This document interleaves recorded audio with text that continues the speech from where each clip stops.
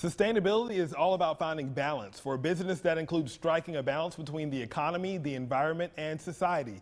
The human impact is also important, which is why employee preferences towards sustainability are important. Joining us to tell us about a new survey and sustainability for the future is Joel McCower, founder of greenbiz.com.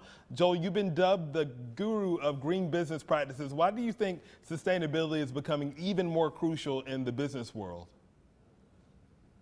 Yeah, the issues are becoming even more crucial to business. What's interesting, Jamarcus, is that we've seen this flipping of the script from the old conversation about what is business doing to harm the environment, still an issue, but increasingly we're hearing about what's the environment, a degraded environment, doing to harm business. And that's a very different conversation because it goes right to profits and productivity, innovation, and risk. And by the way, one part of this, to your point earlier, is that attracting and retaining talent, the ability to do that is a risk factor for many companies, particularly in a tight labor market. People want to work for companies that are being proactive on social and environmental issues. And you have some results from a recent study about sustainability. What does that study show, and what does that say about how generations see things differently? Yeah, the Adobe Sustainability at Work study looked at employee attitudes towards their employers, and not surprisingly, people want to, they're in favor of companies taking on initiatives like reducing paper use, saving electricity, and recycling. And it's not just about being environmentally responsible, Jamarcus. It's also about actually improving innovation and productivity, and maybe even improving the work environment. You talked about generations. Again, you may not be surprised that millennials, they're on this more so than other generations, certainly more so than my boomer generation. They're the most likely to want to encourage their coworkers to engage in a lot of these kinds of activities. And they're the ones who are most likely to want to work for employers who are prioritizing social and environmental issues. And Joel, I'm really interested in the answer to this question. How has the remote and hybrid work changed the way we view sustainability, and what will that look like driving forces into the workplace in the next decade? Yeah, it turns out that where you stand on some of these things depends on where you sit.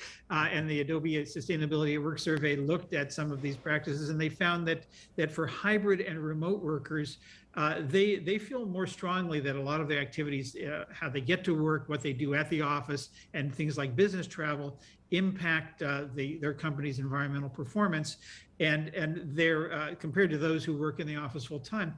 Interestingly, hybrid employees, more so than in-office or remote employees, are more likely to integrate some of these things into their home life. So they're more likely to take what they're learning at work, things like saving energy and maybe being more mindful of heating and air conditioning, or even what they eat or where they eat it, into consideration. So there's a great sort of a double impact for employers who are more proactive. And our workforce and how we work have changed during the pandemic. What can employees and employers, what can we do to help lessen our carbon footprints? Well, first of all, let's understand what are the things that employees and companies do that lead to their increase their impacts on the environment and on the carbon footprint. And that's things like, as I said, getting to work and business travel.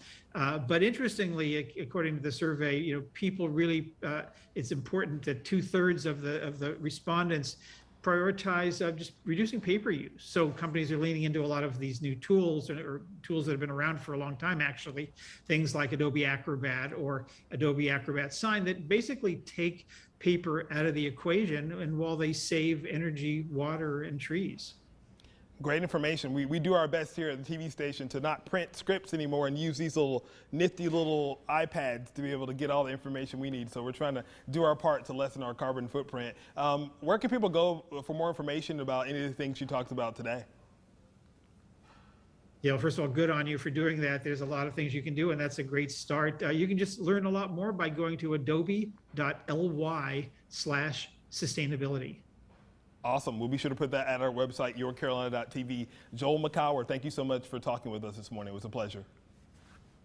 My pleasure, Jamarcus. Thank you. Hey, welcome back. It is a Monday. It is a Magic Monday. I got a couple of tricks for you. Let's do it. You ready? Always ready for Magic some magic Megan on a and Magic Monday. Jamarcus got Yes. a little scarfy poo, and take a look at that. Tell them what that is. That I'll is give a you Jingle both. Bell ball. Look in the box. Open the box. You can Okay. see through it, and what's that in there? A Jingle Bell ball. That's good. Say it 5 times fast. Jingle Bell ball. Well, here's of course the top. Show that so everybody can see that, of course. Nothing fishy, just a ball, round on all Just a sides. red- All right, ball. and I'm going to take rubber bands and put around this little box. Okay. Okay. You're holding the ball, of course, right? Yep.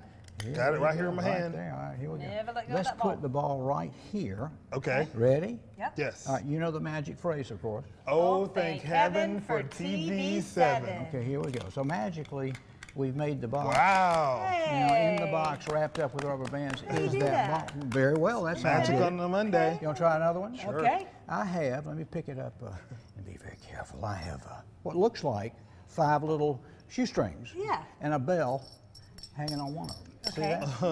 Let's Now, see only it. one of those tops is connected to the whole string. and Okay. the You would bell. think, yes. So I'm going to give her, well, you can pick 4, and I'll take what's left over, and let's see if you can reach in there and pull out the Okay, right so you want me to pick string and 4 pull that the I- bell. Okay. One at a time, just pick one. Can One. everybody see? Just pull it, grab it, Grab it.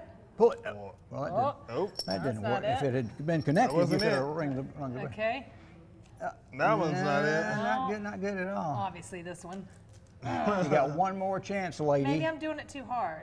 Oh, No, that was well, close. that didn't work. Here we go. You ready? How would you How would you know Has to that? be that one. Well, I didn't know. It's just That's good. I kind of told you Uh-huh. telepathically Yes. which ones to pick. Oh, great. We're thinking alike again. This You're is right. Scary, a Ooh, scary this is thought. Scary, scary. All right, you want to take the show to the dogs? Why don't we Yes. do it? Why not? It is a fashion show for the doggies. We're going to tell you how you can watch the pups strut their stuff when your Carolina returns.